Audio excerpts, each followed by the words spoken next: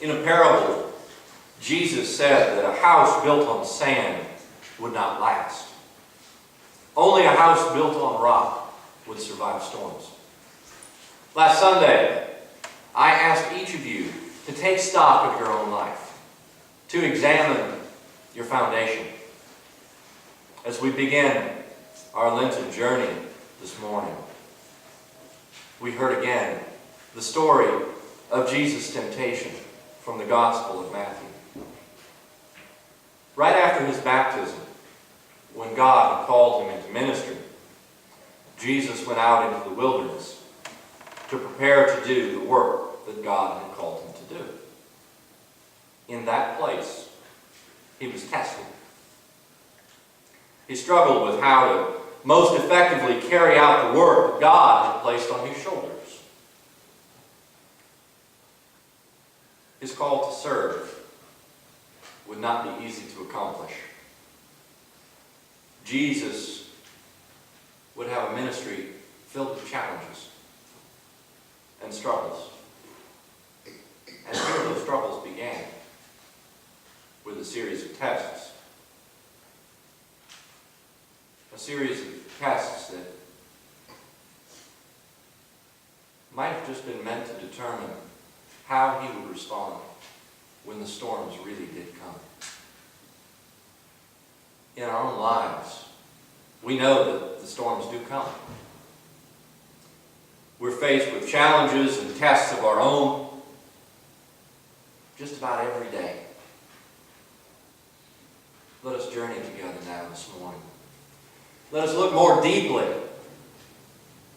at Jesus' experience to see what might apply to our own lives. The story begins when Jesus had been baptized. He went to the wilderness to fast and pray.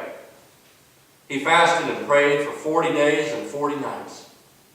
And afterwards, he was famished. The tempter came and spoke to him.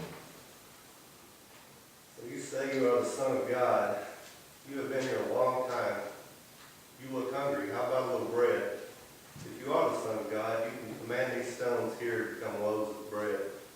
Go ahead, do it. It's okay.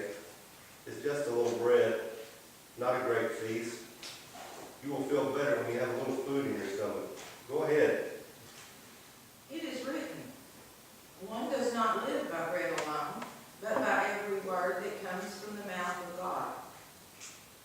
Quoting scripture, huh? Well, if that's the way you want it, stay hungry.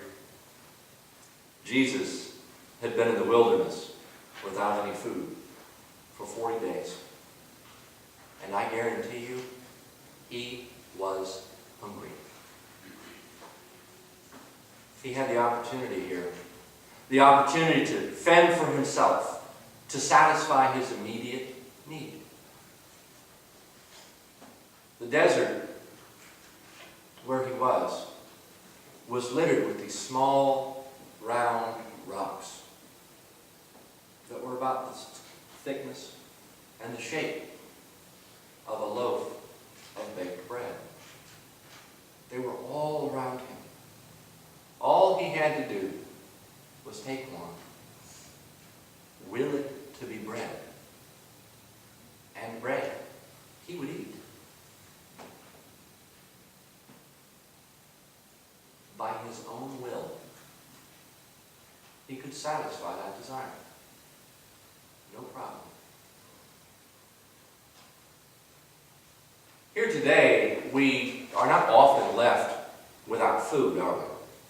That's not one of the things that we have to worry about. However, we can feel just as empty, just as much in need as Jesus may have felt in that moment. And that need may come for us in a different way. It might come for us every time we examine the world outside our doors. See, when your neighbor gets a new car, you probably, at least for a moment, want a new car, even though yours works just fine. No problem. But they got a new car. And that might just pique your interest. When the latest gadget is released, an iPhone, a laptop, we want that gadget, don't we? We've got to have it. It's the newest thing.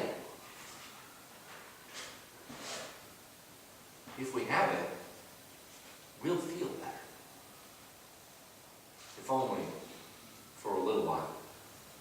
Until the next thing comes along. We have the opportunity to have things, to satisfy immediate desires. Something that may feel to us like an immediate need. Something we are hungry for in a moment. We can take care of that instantly. Cash. Charge. Loans. All we have to do is swipe and point. And whatever it is we want is ours. Instant gratification. The question is, once we have that thing that we desire, once we have fed that hunger, what next? We know the human appetite, don't we? We're always hungry again. Always. Jesus knew that. But he also knew that one can find fulfillment. One can find satisfaction. One can find nourishment in this life that lasts. We can be nourished forever. The nourishment that never fails comes by way of faithfulness. When we desire God's will in our lives, not our own, when we are obedient, our needs are met. God will provide nourishment that lasts. Jesus trusted. He trusted in his Father's love. He knew that God would provide the nourishment that lasts. And he could overcome that momentary desire, that temptation, by being faithful. Our story continues. Then Satan took him to the holy city and placed him on the highest point of the temple so that he could see all of Jerusalem. Well, if you don't want bread, maybe there is something that you do want. Assurance. Son of God, throw yourself down from this high point, for it is written, he will command his angels concerning you, and on their hands they will bear you up so that you will not even dash your foot against a stone.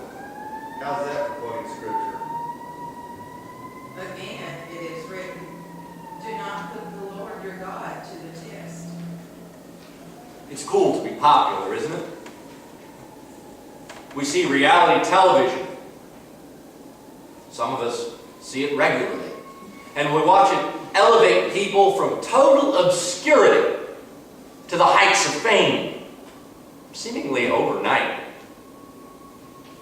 All of a sudden, the entire world wants to know what an unlicensed, bankrupt plumber from Ohio thinks about presidential politics and what we can do to fix our national economy. I never did figure that one out. All of a sudden, from out of nowhere, a 7-year-old launches a world tour after releasing a gold album. A 7-year-old that was discovered on YouTube who created a band out of finger pots. This is celebrity today. We bring people from nowhere and make them famous. It's bizarre, isn't it? We like to do this. We're attracted to celebrity, even when it is completely contrived, manufactured, and inauthentic. if Jesus threw himself from the height of the temple that day, and he landed unharmed in the valley below, do you think people would have followed him? Absolutely. Absolutely they would have. In an instant, this guy just leapt from a mountain and landed on the ground. The temple, see, was built up high on a mountain. It was elevated above the city. This wasn't just, taking a little step. This was leaping from the top of a mountain and landing in a deep valley at the base of the city. Of course they would have followed him. Unquestionably. Instantly. He could have had mobs. Mobs of people going, well, look what this guy did. Surely he's the Son of God. Surely we must follow him. He knows what he's doing. What a sensation